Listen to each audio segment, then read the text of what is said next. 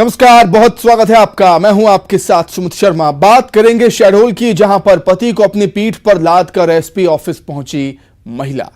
पति के पैर और हाथ में प्लास्टर बंधा हुआ है। बदमाशों ने उसके पति को बेरहमी से पीटा है। महिला पुलिस पर अनदेखी का आरोप लगा रही है। पुलिस ने अपराधियों के खिलाफ केस दर्ज किया। महिला धारा बढ़ाने की मांग कर रही है। एएसपी ने मामले में जांच के आदेश दिए हैं। सुहागपुर थाना के हर्री गांव का यह मामला। अधिक जानकारी के लिए हम बातचीत करेंगे। शहडोल संवाददाता सौरभ पांडे हमारे साथ जुड़ गए हैं फोन पर। सौरभ, बड़ी ही मार्मिक तस्वीरें, संवेदनशील तस्वीरें हमारे सामने टीवी स्क्रीन पर हैं। क्या कुछ कहना है महिला का?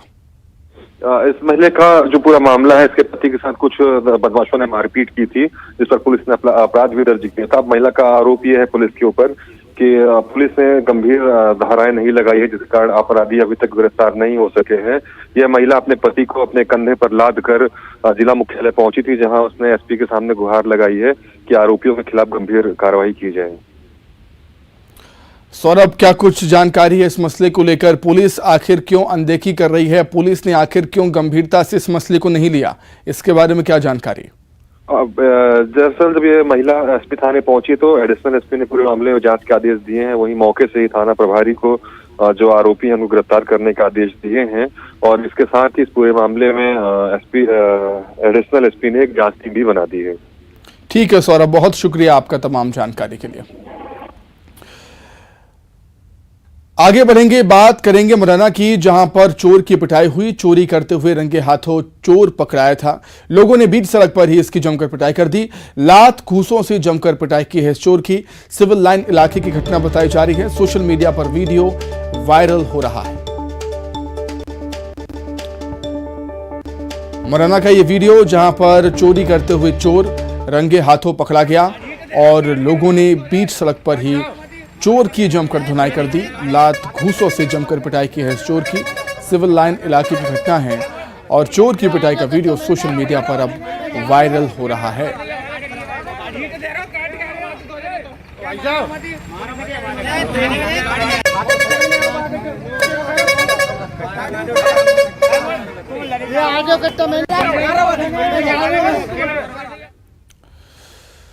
वहीं उज्जैन में भी बीच चौराहे पर जबरदस्त मारपीट देखने को मिली। मारपीट में युवती घायल हो गई है। पुराने विवाद को लेकर मारपीट हुई है, यह बताया जा रहा है। मौके पर पुलिस पहुंची। पुलिस मेडिकल के लिए थाने ले गई है। अस्पताल ले जाया गया मेडिकल के लिए। जांच के बाद पुलिस कार्रवाई करेगी आगे की।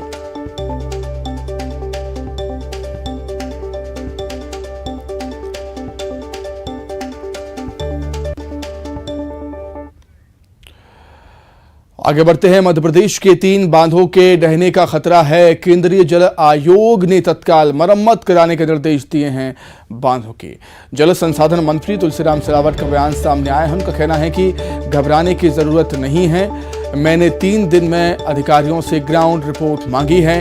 मध्य प्रदेश के सारे डैम सुरक्षित हैं। कारम बांध टूटने के बाद प्रदेश भर के बांधों की जांच की जा रही है। केंद्रीय जल आयोग जांच करवा रहा है प्रदेश भर के डैम की। प्रदेश में 3 बांधों के टूटने का खतरा है। नर्मदापुरम जिले में बना खोरीपुरा बांध, विदिशा जिले में 1976 में बना सम्राट अशोक सागर बांध, सागर जिले में 1992 में बना नया खेरा टैंक बांध इसमें शामिल है, जो टूटने की कगार पर, जिन पर टूटने का खतरा मंडरा रहा है। मेरे संज्ञान में है, आप निश्चिंत रहें, इसमें कोई घबराने की बात नहीं है। सारे डैम मध्य प्रदेश के सुरक्षित हैं और मैंने सारे अधिकारी को निर्देश दे दिया है कि मुझे इसकी रिपोर्ट 3 दिन में दो। पर मैं आपको विश्वास दिलाता हूँ पूरे मध्य प्रदेश की जनता को, मध्य प्रदेश की भारतीय जनता पार्टी की सरकार की ओर से, मुख्यमंत्री शिवराज जी की तरफ से और सिंचाई मंत्री के नाते आप निश्चिंत रहें, सारे डैम सुरक्षित हैं। चलिए अधिक जानकारी के लिए सीधे हम रुख करेंगे हमारे सहयोगी अरुण त्रिवेदी हमारे साथ जुड़ गए इस समय लाइव। अरुण, कारम डैम की जो घटना हुई उसके बाद हमने देखा लगातार सवाल खड़े हुए, कई सारे सवाल खड़े हुए, लेकिन उससे सबक लेते हुए हम कह सकते हैं कि सरकार प्रशासन काफ़ी गंभीर है इन मसलों को लेकर और पहले से ही व्यवस्था करने के इंतजाम यहाँ पर किए जा रहे हैं।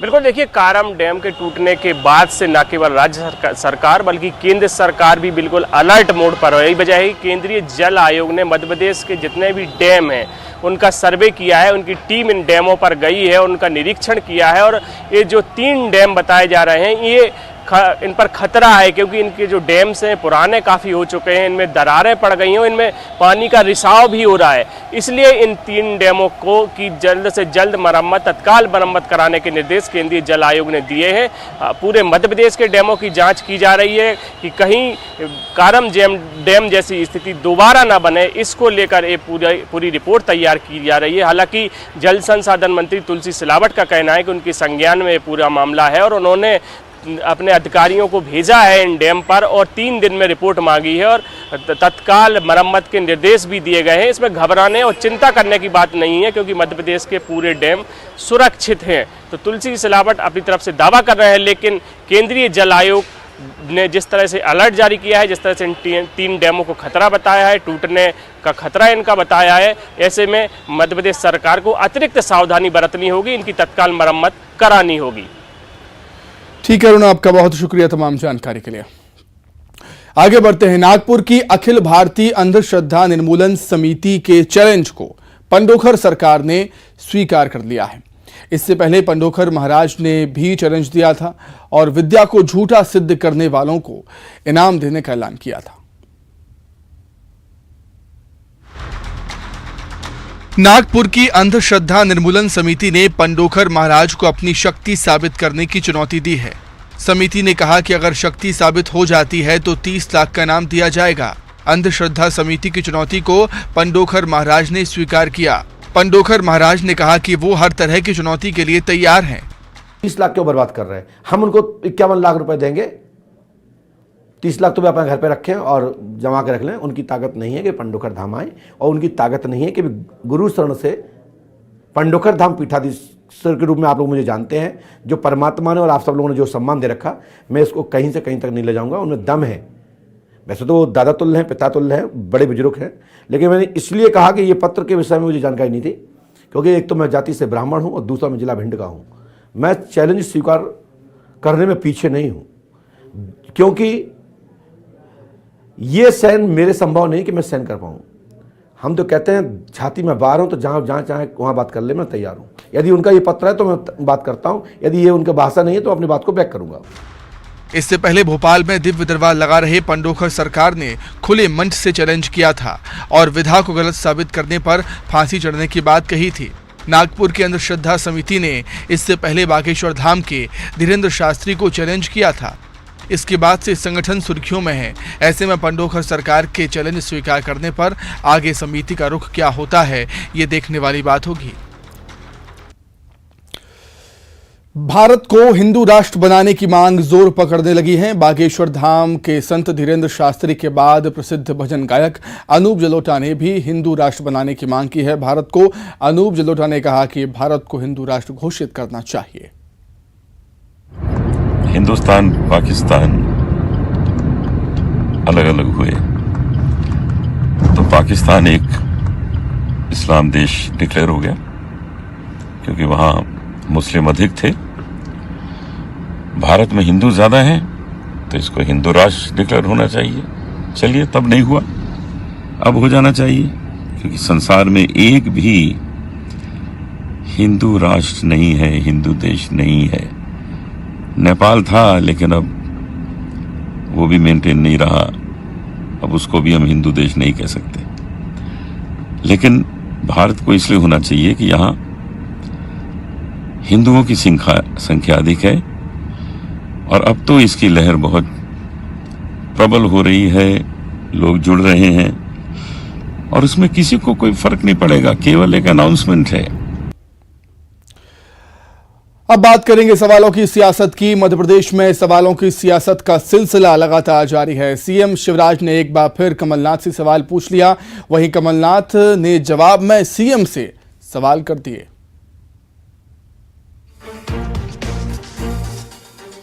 विधानसभा चुनावों में भले अभी वक्त है, लेकिन मध्य प्रदेश में सवालों की सियासत खूब चमक रही है। सीएम शिवराज ने मुख्यमंत्री कन्यादान योजना को लेकर किए गए वादों की कमलनाथ को याद दिलाई और पूछा कि 51,000 क्यों नहीं दिए। आज एक सवाल मैं कमलनाथ जी आपसे पूछ रहा हूं, जनता को भ्रमित करते हो, रोज झूठ बोल रहे हो। ये बताओ, मुख्यमंत्री कन्यादान योजना के अंतर्गत कमलनाथ जी आपके 51,000 उस समय 15 महीने में नहीं पहुंचे। क्या बेटियों के साथ छल नहीं है? बेटियां इसका जवाब मांग रही है। उधर कमलनाथ ने भी सीएम शिवराज को उनके वादों की याद दिलाई है। कमलनाथ ने ट्वीट में कॉलेज की छात्राओं को स्कूटी देने के वादे का जिक्र किया और पूछा कि वादों का क्या हुआ। उन्होंने एक श्लोक के माध्यम से सीएम पर तंज भी कसा। पुलवामा अटैक की बरसी पर दिग्विजय सिंह के ट्वीट पर सियासत गर्मा गई है। प्रदेश में बीजेपी ने उनके खिलाफ मोर्चा खोल दिया, वहीं कांग्रेस ने दिग्विजय सिंह का समर्थन किया, बचाव किया।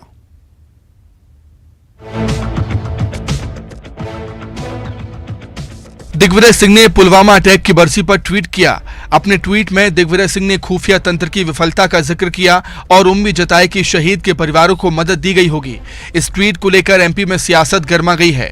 सीएम शिवराज ने दिग्विजय सिंह पर निशाना साधते हुए कहा कि वो पाकिस्तान की भाषा बोलते हैं। कांग्रेस नेताओं पर सीएम ने सेना के अपमान करने का आरोप भी लगाया। दिग्विजय जी की बुद्धि मुझे लगता फेल हो गई है, उसका फेलियर है ये। वो देश की सेना का अपमान करते हैं, वो पाकिस्तान की भाषा बोलते हैं। जांच कांग्रेस पार्टी के डीएनए की होनी चाहिए, जो भारत जोड़ने के नाम पे भारत तोड़ने वालों के साथ घूमती है पदयात्रा में। उधर दिग्विजय सिंह के ट्वीट का कांग्रेस ने समर्थन किया है। पीसी शर्मा ने इंटेलिजेंस फेल होने की बात कही, साथ ही केंद्र पर खुफिया विभाग के गलत इस्तेमाल करने का आरोप लगाया। इसकी वजह से ये हुआ और दिग्विजय सिंह ने वही बात उठाई है। इनकी इंटेलिजेंस इस बात पे लगी रहती है कि कांग्रेस के नेताओं को या दूसरी पार्टी के विरोधी नेताओं को के खिलाफ क्या किया जा सकता है, उन पे लगी रहती है। वहां रहती वो तो उनकी जान बचाई जा सकती थी। पुलवामा अटैक में भारतीय सेना के 40 जवान शहीद हुए थे। जवानों की शहादत का बदला भारतीय सेना ने सर्जिकल स्ट्राइक कर लिया था। बावजूद इसके कांग्रेस इस मुद्दे को उछालती रहती है। सीएम शिवराज ने भोपाल के बरसिया में फूड पार्क का भूमि पूजन किया है, साथ ही 212 करोड़ के विकास कार्यों की योजनाओं की सौगात दी, जबकि जगदीशपुर को सीएम ने 28 करोड़ की विकास योजनाओं की सौगात दी है। भोपाल के पास ऐतिहासिक महत्व वाले जगदीशपुर का नाम पहले इस्लाम नगर था, जिसे हाल ही में सरकार ने जगदीशपुर किया था।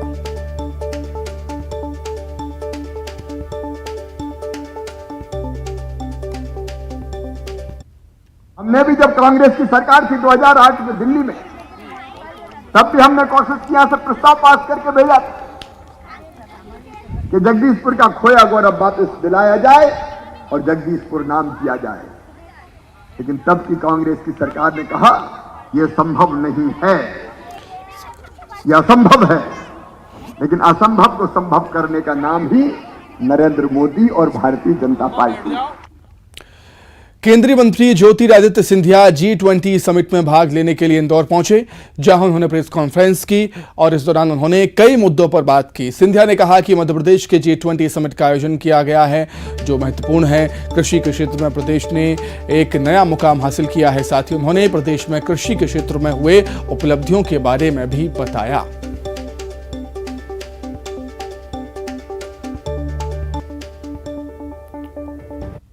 के लिए भी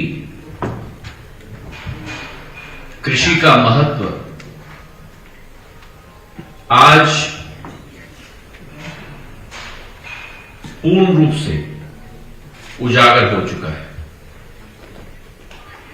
जहां तक मध्य प्रदेश की हम बात करें, क्योंकि ये कार्यक्रम मध्य प्रदेश में आयोजित किया गया है और ये उचित, सबसे उचित भी है, क्योंकि जो तीव्रता, जो प्रगति मध्य प्रदेश ने पिछले 18 वर्षों में हासिल की है कृषि के क्षेत्र में, जहां सिंचाई का रकबा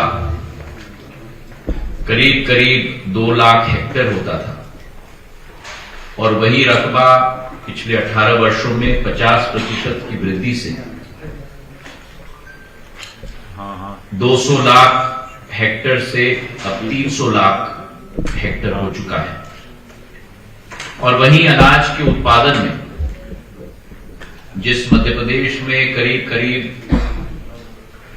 165 लाख टन का उत्पादन होता था, उसी मध्य प्रदेश में आज करीब 619 लाख टन का उत्पादन हो रहा है। वहीं सरकारी कर्मचारियों को सरकार ने बड़ी सौगात दी है। कर्मचारियों का डीए 9% बढ़ा दिया गया है। फरवरी 2023 से बढ़े हुए डीए का भुगतान किया जाएगा और इसे लेकर वित्त विभाग ने आदेश भी जारी कर दिए हैं। कर्मचारियों का महंगाई भत्ता अब 212% हो गया है।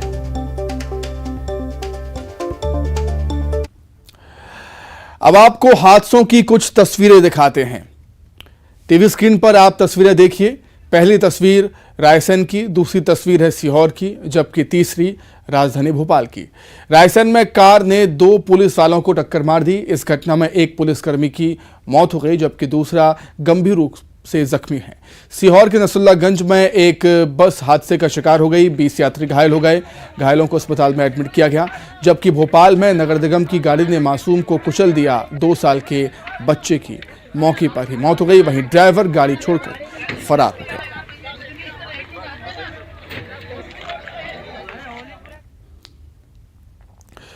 वहीं उज्जैन में महाकाल मंदिर में शिव नवरात्रि का पर्व धूमधाम से मनाया जा रहा है और इस दौरान बाबा महाकाल 9 दिन तक अलग अलग रूपों में भक्तों को दर्शन देते हैं।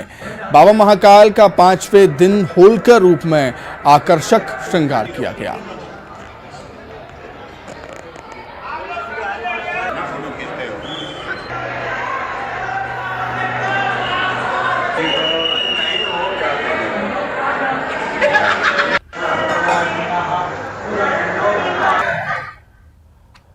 आइए अब एक नजर 25 सेकंड में खबरों पर।